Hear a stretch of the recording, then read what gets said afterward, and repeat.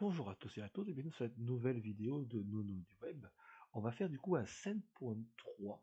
C'était pas prévu, mais je me suis dit qu'on pourrait rajouter Email.js à notre joli petit site Harry Potter pour recevoir les mails, tout simplement.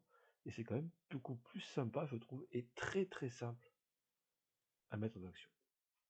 Donc là, on arrive sur le site email.js.com.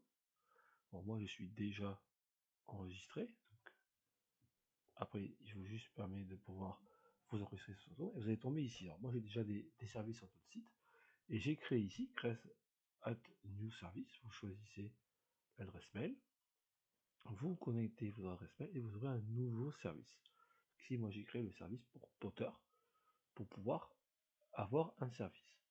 Après il va falloir l'email template. Alors j'ai aussi créé un email template tout simplement par rapport aux valeurs qu'on a mis dans notre code. First name, last name, email, phone, message. Exactement les mêmes valeurs. On va pouvoir récupérer le même nom de valeur par rapport à email.js. Donc c'est tout simple, il faut pareil. Ici, créer un new template. Hop.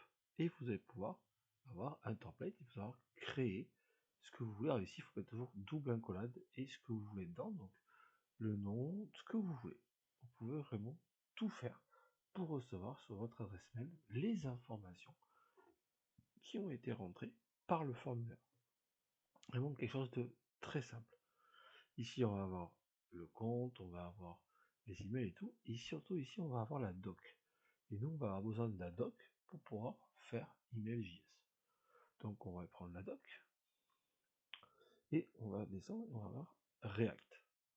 Et on va tout simplement copier ce qui est marqué ici pour faire exactement notre site. Donc, on revient ici, on va prendre du coup cette partie-là, import create useref, on va aller sur notre ici, on va le remettre en grand, hop, on va remonter, et ici, on va importer ce qu'on veut. Voilà. Ici, email.js, il faudra bien sûr l'installer avec un npm i@email.js browser. Je l'ai déjà fait. Comme ici, je l'ai déjà fait tout à l'heure. Là, @email.js browser. npm i@email.js-browser. Tout simplement. Donc ici, on a fait ce qu'on nous a demandé. Après, on va reprendre la doc qui est ici. Il va falloir utiliser useref. Const form est égal à useref. Hop. On va pouvoir même tout prendre. Ici, on va tout prendre. Donc, hop.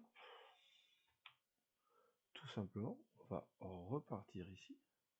Sur notre ici. Et en dessous du yup et de tout, on va remettre tout ici. Hop. Donc const form est égal à useref. Et le send email. On va y enlever le event prevent default qui va tout faire bugger. Ici, on nous demande tout simplement de mettre use, c'est ref est égal form, tout simplement. Et après, on nous demande de mettre un on submit ici avec send email. Alors moi, j'ai déjà testé. Vu qu'on a notre problème, notre yup et tout, on va pouvoir pas utiliser un low submit deux fois. On va devoir faire un on click, tout simplement, sur notre bouton. Donc on va descendre ici, et ici, on va créer un on click, et on va utiliser send email, la fameuse fonction qu'on vient de créer ici. Et après, juste ici, il va avoir juste besoin de mettre les infos, le service ID, le template ID et le public ID. Ici, on va le faire de façon à que tout le monde puisse le voir. Le mieux, c'est de pouvoir faire avec un point env et un point env local pour permettre à ces informations d'être protégées et pas publiques à tout le monde qui va pouvoir s'en servir. Donc il suffit simplement ici d'arriver ici, on revient ici, on va prendre le email service ID, CTRL C, on repart sur notre code, on vient le mettre exactement ici. Après il nous faut le template ID, on va chercher notre template ID, tout simplement ici, et on va pouvoir après chercher notre public key qui est exactement dans les comptes, et notre public key est ici. On revient ici, on la met là, tout simplement. Et là, on est prêt à envoyer un email sur email grâce à Email.js sur notre compte. Je ne vais pas parler du ref form, en fait, le use ref form permet d'aller chercher toutes les valeurs qu'on a mis ici, sans mettre les valeurs plus haut. Il nous permet juste d'aller rechercher les valeurs ici, ce qui permet d'enregistrer les valeurs qu'on nous avons besoin. Donc, on va repartir sur React, on reprend notre formulaire. On va mettre ici inspecter parce qu'on a un console log.